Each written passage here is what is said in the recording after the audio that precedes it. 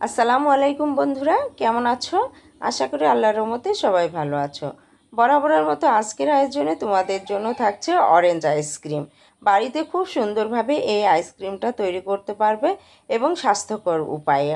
তো বন্ধুরা, ভিডিওটি না টেনে কিন্তু সম্পূর্ণ দেখতে থাকো। কত সুন্দরভাবে বাজারের চেয়েও পারফেক্টভাবে আইসক্রিম তোমরা বাড়িতেও তৈরি করতে পারবে এবং একটা স্বাস্থ্যকর খাবার কিন্তু বাড়িতে সবাইকে উপহার দিতে পারবে। আর একবার যদি খাও, দেখবে বড় থেকে ছোটরা সবাই খুবই পছন্দ করবে। তো চলো ভিডিওটি শুরু করি। তো এখানে আমি 3টা মালটা নিয়ে নিয়েছি। আজকে কিন্তু মালটা দিয়ে অরেঞ্জ আইসক্রিমটা তৈরি করব। তো অবশ্য ভালোভাবে পরিষ্কার করে তোমরা কেটে জাস্ট রস বের করে নেবে। তো এখানে আমি জাস্ট কাটাটা দেখাইনি, আমি জাস্ট এখানে 1 কাপ পরিমাণ রস বের করে নিয়েছি।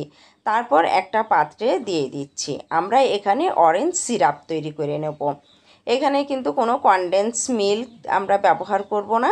তো দেখো, এভাবে শিরাটা তৈরি করে নিচ্ছি। এখানে 1/2 কাপ পরিমাণ কিন্তু চিনি দিয়ে দিয়েছি। আর কোনো উপকরণ একটা বিশেষ ব্যবহার করব না।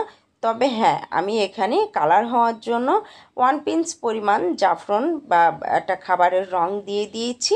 এখানে ইচ্ছা করলে তোমরা এটা স্কিপ করতে পারো। তো দেখতে ভালো লাগবে বিধায় এখানে আমি দিয়ে দিয়েছি। তো একটা সিরাপ কিন্তু আমরা তৈরি করে নেব। জ্বালাতে জ্বালাতে একসময় দেখবে খুব ঘন হয়ে এসেছে আর একটা আঠালো আঠালো ভাব চলে এসেছে। তখন কিন্তু বুঝতে হবে যে শিরাটা হয়ে গেছে। তবে হ্যাঁ, খুব বেশি কিন্তু আঠালো করতে যেও না, এতে করে কিন্তু তখন আইসক্রিমের সাথে ভালোভাবে মিশবে না। জাস্ট হালকা একটা তার তার হবে এবং একটু টানলেই ছিঁড়ে যাবে, এমন অবস্থায় তোমরা নামিয়ে নেবে। জাস্ট ঘন একটা পাতলা ললিন গুড়ের মতো হবে সেই অবস্থায়। তো আলাদা একটা পাত্রে আমি নিয়ে নিয়েছি 1 কাপ পরিমাণ ক্রিম। হুইপড ক্রিমটা আমি ব্যবহার করেছি। তারপর একটা ইলেকট্রিক বিটার দিয়ে বিট করে নিচ্ছি। তোমরা হ্যান্ড বিটার দিয়েও বিট করে নিতে পারো, তবে এই ক্ষেত্রে সময়টা একটু বেশি লাগবে। বিট করতে করতে যখন দেখবে একটা ঘন ভাব চলে এসেছে, সে পর্যায়ে আমরা যে সিরাপটা করেছিলাম সেই সিরাপটা দিয়ে দেবো।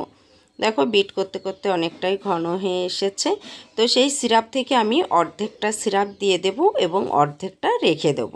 দেখো, এর ঘনত্বটা দেখেই বুঝতে পারছো যে খুব বেশি একটা টানা টানা হয়নি।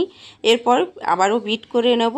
দেখো, সিরাপটা দেওয়ার পরে বিট কিন্তু অনেকটাই আরও ঘন হয়ে এসেছে, একদম ক্রিমি। দেখতেই পাচ্ছ, এটা দিয়ে ইচ্ছে করলেও কিন্তু তোমরা কেকের ডেকোরেশন করতে পারবে একদম অরেঞ্জের ফ্লেভারে। আর এখানে কিন্তু আলাদা করে কোনো এসেন্স ব্যবহার করার দরকার নেই। যেভাবে সিরাপ তৈরি করেছি, এই সিরাপের ফ্লেভার কিন্তু অনেক সুন্দর।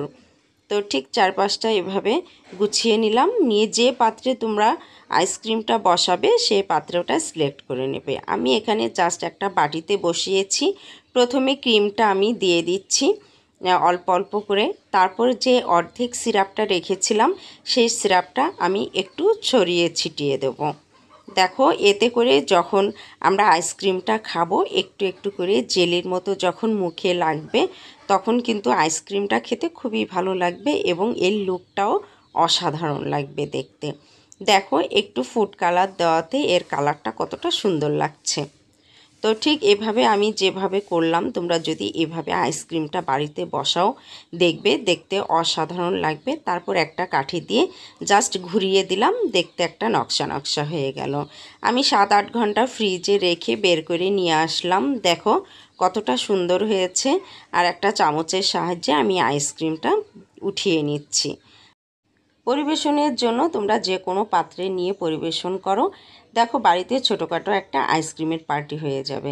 দাম দিয়ে বাজার থেকে আইসক্রিম না কিনে যদি এভাবে বাড়িতে আইসক্রিম তৈরি করো, তাহলে দেখবে একটা স্বাস্থ্যকর উপায়ে তোমরা আইসক্রিম খেতে পারবে এবং শরীরের জন্য অত্যন্ত ভালো। তো বন্ধুরা, যদি আমার ভিডিওটি তোমাদের কাছে একটু কাজে এসে থাকে এবং ভালো লেগে থাকে, তাহলে লাইক কমেন্টস করতে ভুলবে না। আর চ্যানেলটিকে সাবস্ক্রাইব করে পাশে থাকা বেল বাটনটি বাজিয়ে দিও। যখনই নতুন কোনো ভিডিও আপলোড দেবো, সর্বপ্রথম নোটিফিকেশন পেয়ে যাবে। আর যারা আমার চ্যানেলটি সাবস্ক্রাইব করেছো, তাদের অসংখ্য ধন্যবাদ। সে পর্যন্ত আল্লাহ হাফেজ।